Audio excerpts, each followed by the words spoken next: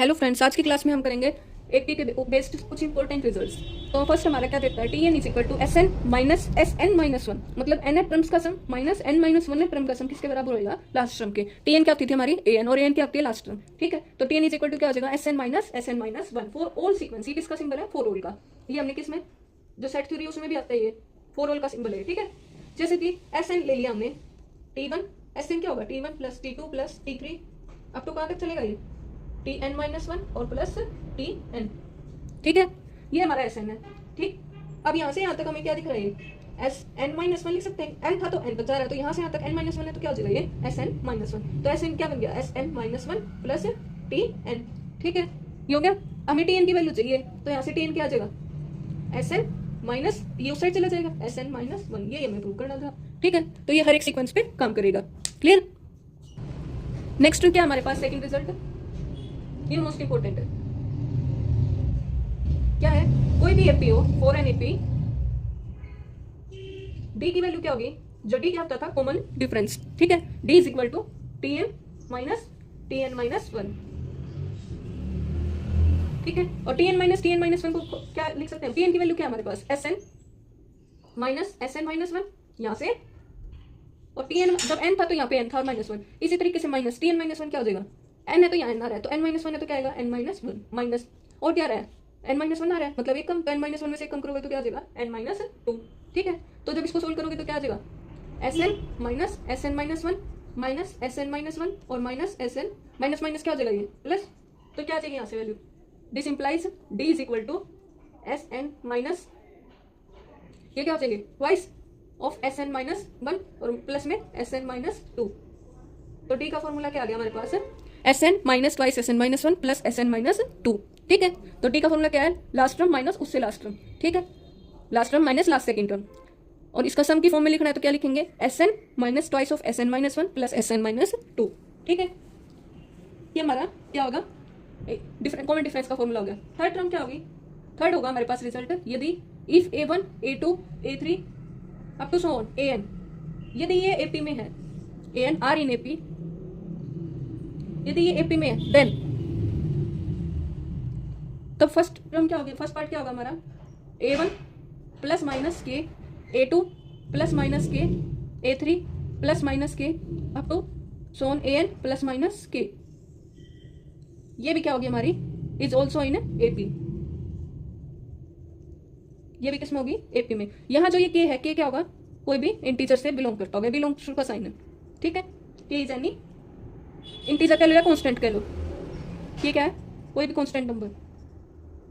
ठीक है, any constant, A one plus minus K, A to plus minus K, A three plus minus, मतलब जैसे 1 2 3 4, ये हमारी क्या है, एक एपी दे रखी है। उसमें मैंने एग्जाम्पल के लिए जैसे 1 2 3 4 एपी है, विद कॉमन डिफरेंस क्या है, यहाँ पे डी की वैल्यू क्या है, 2 minus A one, 2 minus one 1, 3 minus two 1। अब इसी में मैंने क्या कर दिया, सब में 1 1 ऐड कर दिया, 2 प्लस 1 3 प्लस 1 4 प्लस 1, ये क्या बन गई, 1 प्लस 1 2, 2 प्लस 1 3, 3 प्लस 1 4, 4 प्लस 1 5। क्या ये एपी बनी, 3 माइनस 2 1, 4 माइनस 3 1, 5 माइनस 4 1, ये भी क्या है, एपी है। ठीक, यहाँ के की वैल्यू क्या ली है मैंने, 1। क्लियर है।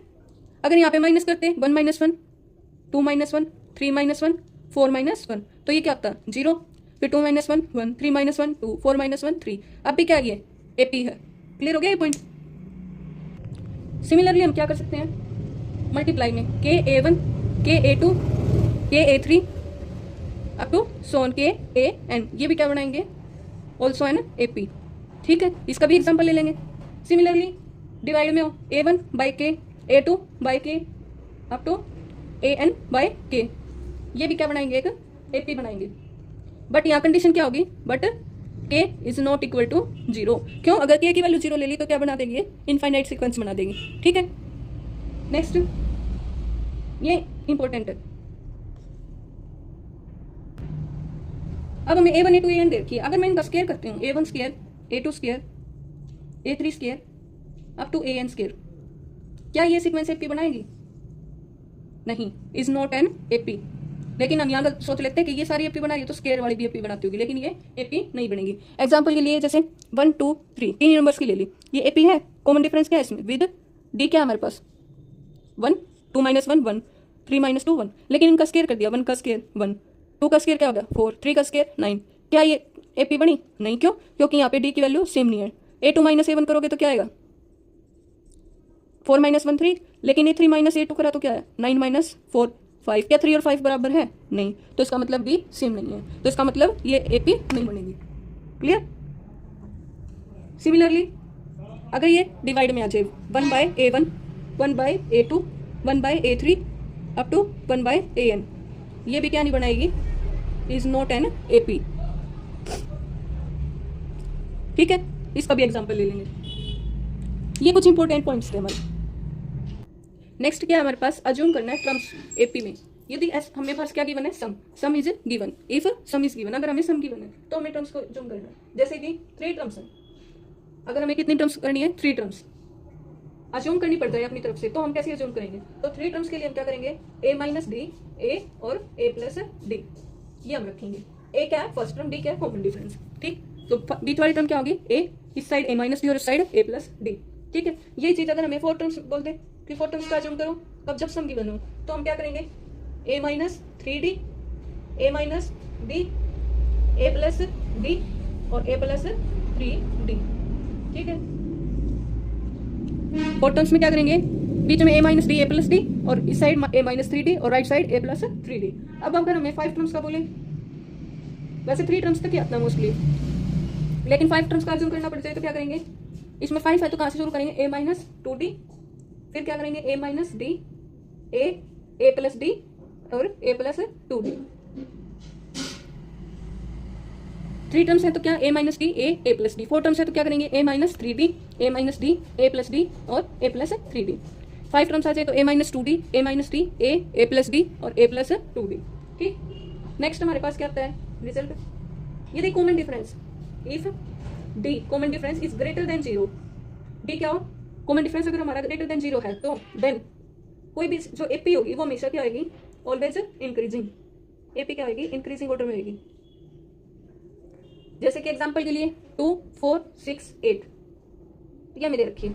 इसमें D की वैल्यू क्या है? यहाँ 4 - 2 2, 6 - 4 2, 2 क्या ग्रेटर देन 0 है, तो अब ये देख लो AP भी क्या है? बढ़ रही है सीक्वेंस। क्या घटती सीक्वेंस में आ रही है? नहीं, तो AP हमेशा क्या होगी? इंक्रीजिंग ऑर्डर में। But if D is less than 0 तो ये AP क्या हो जाएगी? Decreasing. Then AP is decreasing, तब AP घटती हुई नजर आएगी हमें। जैसे एग्जांपल के लिए 10 8 6 4 अप टू 100, यहाँ पे D की वैल्यू क्या है? 8 - 10 माइनस का 2, और ये क्या है? Less than 0। क्या ये घटती हुई नजर आ रही है? 10 8 6 4 इस तरीके से घट रही है, तो इसका मतलब डिक्रीजिंग ऑर्डर है। ठीक, और अगर D, if D is constant, यदि D कॉन्स्टेंट आ रहा है, सॉरी D की वैल्यू 0 है, 3 इनकेस होते हैं, या तो ग्रेटर देन 0 या लेस देन 0 या इक्वल टू 0, तो AP क्या आएगी? Constant. Then AP is constant. Example के लिए 3 3 3 3 इस तरीके से चले जाइए। यहाँ पे D की वैल्यू क्या है? 3 - 3 0, तो AP भी क्या है? सेम नंबर है, बार बार 3 रिपीट हो रहा है। क्लियर? नेक्स्ट हमारे पास 6th, यदि 3 नंबर्स ABC, 3 नंबर्स ABC दे रखे हैं, वो AP में है, तो जो मिडल टर्म होगी, मिडल टर्म क्या है? B, ये मिडल टर्म है, वो उसका ट्वाइस किसके बराबर होगा? सम ऑफ अदर 2, मतलब फर्स्ट और लास्ट। ठीक है, जैसे कि अगर हमें 3 नंबर्स दे रखे हैं, कोई भी 3 नंबर्स AP में है, मान लो 1 2 3 है, ये AP बना रहे हैं विद कॉमन डिफरेंस क्या है? 1, तो ये क्या आएगा? Twice of middle term. Middle term क्या है? 2, twice of 2 is equal to first plus last. क्या ये रूल फॉलो हो रहा है? 4 इज इक्वल टू 4। ठीक है, वेरीफाई। तो इसका मतलब ये, अगर कोई भी 3 नंबर्स हमें AP में दे रखे हैं, तो जो मिडल टर्म्स होगी उसका ट्वाइस अदर 2 किस्म के बराबर होगा। क्लियर? नेक्स्ट पॉइंट क्या है? Sum of terms. नेक्स्ट हमारे पास है sum of terms in an AP।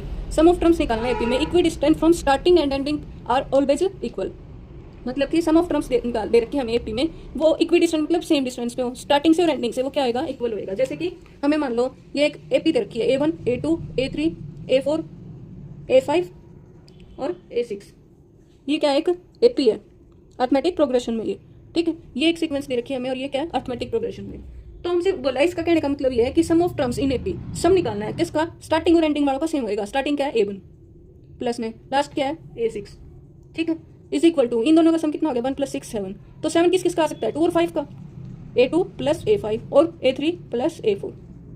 ठीक है, मतलब first last, second second last, third और मिडिल वन। ठीक, तो sum of terms in equidistance from starting and ending are always equal. Equidistance पे है ये फर्स्ट लास्ट, सेकंड लास्ट और ये मिडिल टर्म्स, ये इनका सम क्या आएगा, आपस में हमेशा इक्वल होएगा। ठीक है, ये हमारे आज की क्लास में हम यहीं तक करते हैं। Thanks for watching this video.